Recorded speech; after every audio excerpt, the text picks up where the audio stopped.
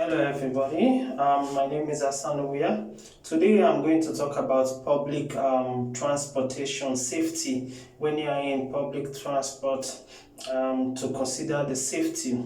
Public transportation is convenient, low cost, effective, and also environmental friendly and transportations. Right, and transportation systems are designed and patrolled to keep passengers safe. In addition to CCTVs, cameras, security teams, and local authority, it is also the responsibility of the passenger to ensure that the trip is safe. Right, this simply means that these public transports, they will provide safety in their bus, providing CCTVs, cameras in every areas of the bus, and the safety of the people in terms of having the fire extinguishers and other safety element inside the car. Right, then I'm going to highlight the responsibility of the passenger. Also, they have their own responsibility. Then I'm going to talk about general safety.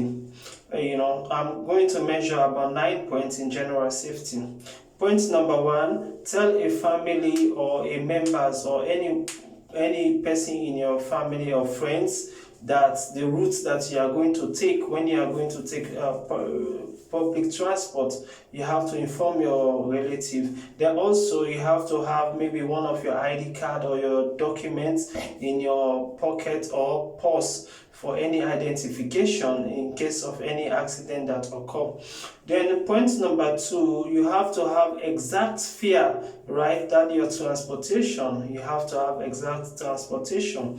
Then point number 3, do not doze or become engrossed in books. It can also make you to as an easy target.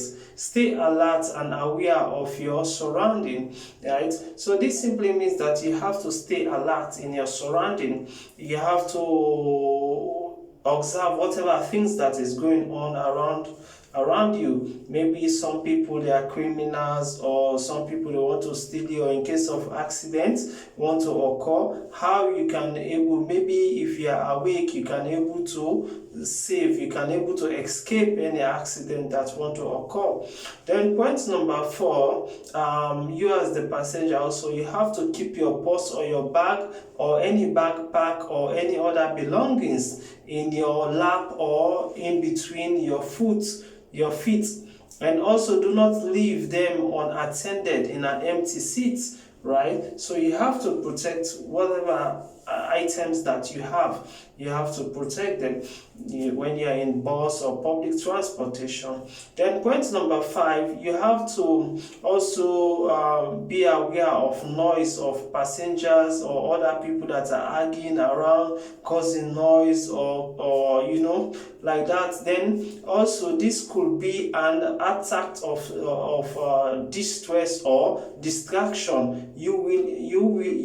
While you are on the journey, also try to sit where you have your valuable items, right? Then point number 6 also, if you feel that you are threatened by any other passenger that is closer to you, right, you have to change your seat. You have to change where you are sitting if you feel threatened, right? Then point number 7 also, avoid any display or cash or credit card or expensive looking jewelries. Right, when you are in public transport, you have to avoid some of these things. In the case, like if you have expensive jewelries, if you have maybe your purse, your credit card, you should not expose some of these things. It can also attract criminals, especially in public transport, and some people can look your name and know where you belong, which office you are working, something like that. It can attract criminals. So these are also safety precautions or measures. Then point number 8, notify the driver or police or any security of any unattended package or luggage on the bus or any public transportation. Like for example, somebody dropped down in the next station and there is other unattended baggage that is closer to you, you have to inform. Maybe something is inside, so it can also be a threat, Then point number 9 also, in case of any emergency, right, you should try to call the 999 or the police, right, to contact the local authority, and also to inform the driver immediately of any suspicious things, So then I'm going to talk about, in public transportation safety, I'm going to talk about when you're in train, right?